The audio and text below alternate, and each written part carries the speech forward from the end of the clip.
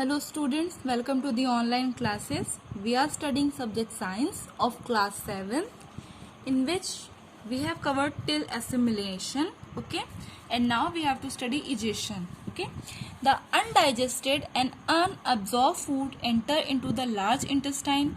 जो undigested और unabsorbed food है जिसको हम वेस्ट भी कहते हैं वो हमारा लार्ज इंटेस्टाइन में ट्रांसफ़र होता है और इनमें जो है जो भी इस वेस्ट में जितना भी वाटर होता है वो एब्जॉर्व कर लेती है हमारी बॉडी और उसके बाद जो वेस्ट होता है वो हमारा सॉलिड फॉर्म में हो जाता है एंड देन ये हमारे लार्ज इंटेस्टाइन के जो लास्ट पार्ट होता है रेक्टम वहाँ पे ट्रांसफ़र कर दिया जाता है और उसके बाद जो है हमारा जो ये वेस्ट मटेरियल है ये हमारी बॉडी से एनस के थ्रू बाहर निकलता है।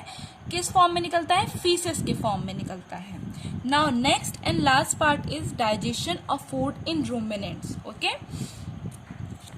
Grass eating animal like cow, buffalo, horse, etc. that can bring the swallow food back into the mouth to chew it again are called ruminants and the process is called rumination or chewing the cud. अब जो grass eating animals होते हैं जैसे cows, buffaloes, horses, ये जो है ये food को half chew करते हैं, half ये चबाते हैं and then इसको ये swallow कर लेते हैं एंड देन उसके कुछ टाइम बाद जब ये फूड को वापस अपने माउथ में लाते हैं एंड फिर ये बहुत ही घंटों तक इसको च्यूइंग करते रहते हैं, चबाते रहते हैं, तो इस प्रोसेस को हम कहते हैं रूमिनेशन और ऐसे एनिमल्स को हम कहते हैं ruminants, okay? Grass is rich in a specific carbohydrate called cellulose. अब जो ग्रास होती है उसमें एक स्पेसिफिक टाइप के कार्बोहाइड्रेट्स पाए जाते हैं जिनको हम सेलुलोज कहते हैं। Rumination help these animal to digest the cellulose present in the fodder. अब जो रूमिनेशन होता है वो हेल्प करता है इन सारे एनिमल्स का कि जो सेलुलोज है उसको डाइजेस्ट करने में। The stomach of ruminants has 4 chamber. जो स्टमक होते हैं रूमिनेंट्स के उसमें 4 चैम्बर्स होते हैं, rumen, reticulum, omasum and abomasum, okay? Now ruminant quickly swallow the plant matter और grass without much chewing।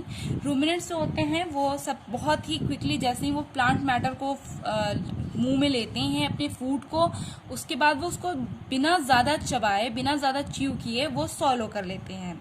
The saliva mixed half chewed food is then transferred to rumen. अब जो saliva है वो food के साथ mix होता है और ये हाफ च्यूड फूड यानी कि जो आधा चबाया हुआ फूड है वो ट्रांसफर होकर रूमेन में जाता है, okay? Here food is partially digested by the bacteria present in the saliva and rumen, okay?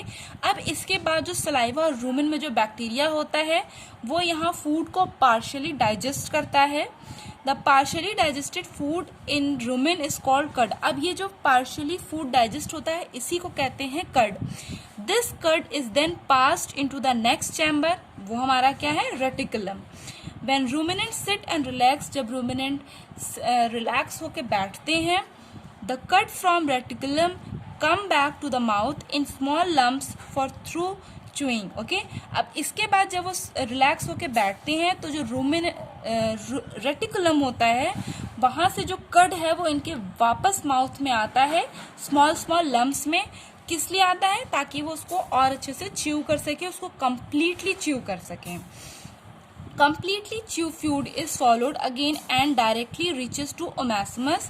Completely जो chew हो जाता है जिसको completely वो चबा लेते हैं फूड को, वो हमारा डायरेक्टली जो है ओमैस्मस में जाता है where water from the food is absorbed। और उसके बाद वहाँ से जो water होता है फूड में उसको absorb कर लेती है body.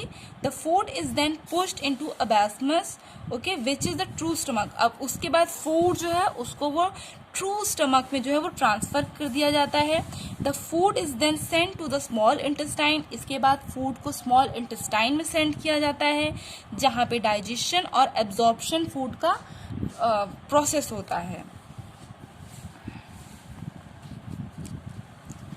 In ruminants cellulose is digested in a specific sac called caecum, okay? इनमें जो रूमिनेंट्स होते हैं उनमें जो सेलुलोज होता है वो डाइजेस्ट होता है स्पेशली जिसको हम कहते हैं सीकस, जो कि present at the junction of small and large intestine.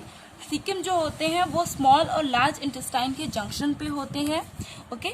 Human can not digest cellulose because caecum is not functional in them. अब जो ह्यूमन है वो सेलुलोज को डाइजेस्ट नहीं कर सकते हैं क्योंकि सीकम जो होता है ह्यूमन बॉडी में वो नॉन फंक्शनल होता है, ये फंक्शन नहीं करते हैं। So cellulose fibre in our food are egested out. Okay, जो सेलुलोज फाइबर है वो हमारा डायरेक्टली जो है वो एडजस्टेड होता है, यानी कि वो थ्रू आउट हो जाता है बॉडी से। The undigested food is then passed on to the large intestine.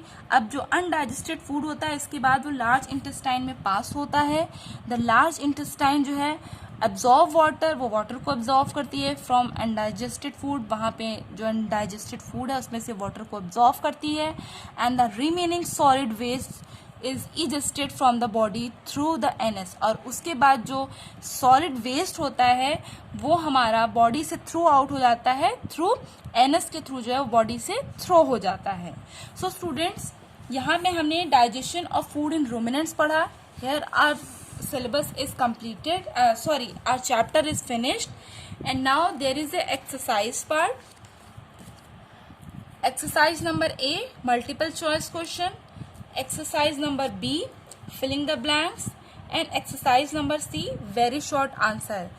This thing you will complete by yourself. इसमें से number A and number B you will complete in your book only, ये आपको सिर्फ book में करना है। And number C जो है वो आपको खुद से अपनी कॉपी में करना है।